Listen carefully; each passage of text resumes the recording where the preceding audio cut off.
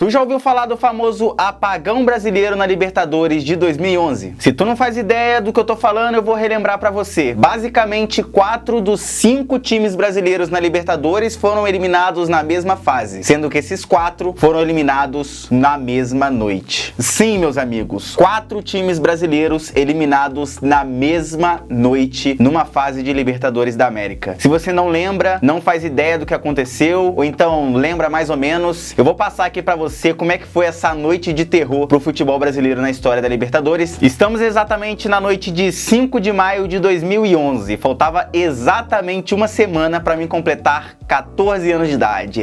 Estava eu lá, peloteirinho, criancinha, sabe? Esperando o momento do meu time entrar em campo pela Libertadores e ansioso, bastante ansioso para assistir o meu time. Acontece que aquela noite não seria uma noite normal para nós torcedores do futebol brasileiro. Pois é, muita gente chorou aquela noite. Não apenas eu, mas aproximadamente 27 milhões de torcedores concentrados em 5 gigantescas equipes estavam ansiosíssimos para os seus times entrarem em campo. Mas antes vamos para o contexto para a gente entender direitinho, beleza? Naquela Libertadores, 6 equipes estavam representando o nosso futebol. O atual campeão da competição, o Internacional, não teve grandes mudanças, né? Já que o time campeão da Libertadores no ano anterior sofreu poucas perdas, né? Mas a base do time meio que foi mantida. Mas eles acabaram liderando o grupo 6, que teve o Jaguares como vice-líder. Enfrentaria então o Peñarol do Uruguai. O campeão da Copa do Brasil de 2010 também se classificou. O Santos de Neymar, Ganso e companhia, né, vivia basicamente o seu auge naquele ano, goleando quem via pela frente, mostrando pro mundo o grande craque que seria o menino Ney. Eles ficaram no grupo 5, onde foram o vice-líder pro Cerro Porteño, mas no saldo de gol, e enfrentaria o América do México. Já o campeão brasileiro, o Fluminense, também tinha melhorado bastante e manteve, né, seus principais jogadores no ano anterior, tipo o Fred, o Conca, o Sheik, Rafael Moura, Marquinhos, enfim, entre outros aí. O time penou para se classificar para as oitavas e teve que contar com um milagre na última rodada contra o Argentino Júnior lá na Argentina. Foi o segundo colocado do grupo 3, com o América do México sendo o grande líder. O vice-campeão do Brasileiro de 2010 foi o Cruzeiro, caiu no grupo do seu carrasco Estudiantes, né? Mas passou em primeiro sem nenhuma dificuldade, inclusive com a melhor campanha da fase de grupos, tendo vencido todos os jogos da fase de grupos, né? Menos contra o Tolima lá na Colômbia. O Estudiantes acabou sendo o segundo do grupo, né? E o Cruzeiro então enfrentaria o Once Caldas. Duas equipes brasileiras tiveram que jogar a pré-Libertadores, sendo ela o Grêmio e o Corinthians. O Grêmio acabou empatando a ida fora de casa e venceu em casa o Liverpool e acabou se classificando. Já o Corinthians foi eliminado pro Tolima. Empate em 0-0 em casa e derrota por 2-0 na Colômbia, no jogo que marcou o fim da carreira do Ronaldo Fenômeno. O Grêmio caiu no grupo 2 e foi o segundo colocado, com o Junior Barranquilla terminando em primeiro. O Grêmio então iria pegar a Universidade Católica. E ó, antes da gente avançar no vídeo, cara, eu quero fazer um pedido pra você. Pra fazer esse tipo de vídeo aqui dá um trabalho danado, mas isso nem é problema pra mim, porque eu realmente gosto de fazer esse conteúdo aqui, mas leva um tempo considerável. A maneira de você fazer com que esse meu tempo não seja em vão é se inscrevendo aqui no canal, deixando o like aqui nesse vídeo também, porque isso me ajuda bastante a divulgar o meu conteúdo para o máximo de pessoas possíveis e também faz com que o YouTube entenda que esse conteúdo é relevante, é bom, é bacana, é legal. Então outras pessoas também vão ter acesso a esse mesmo conteúdo que você tá tendo. Se você acha que esse conteúdo merece, se inscreve aqui no canal e deixa um like, não custa nada pra você, mas pra mim ajuda bastante, beleza? Então pode seguir com o vídeo aí.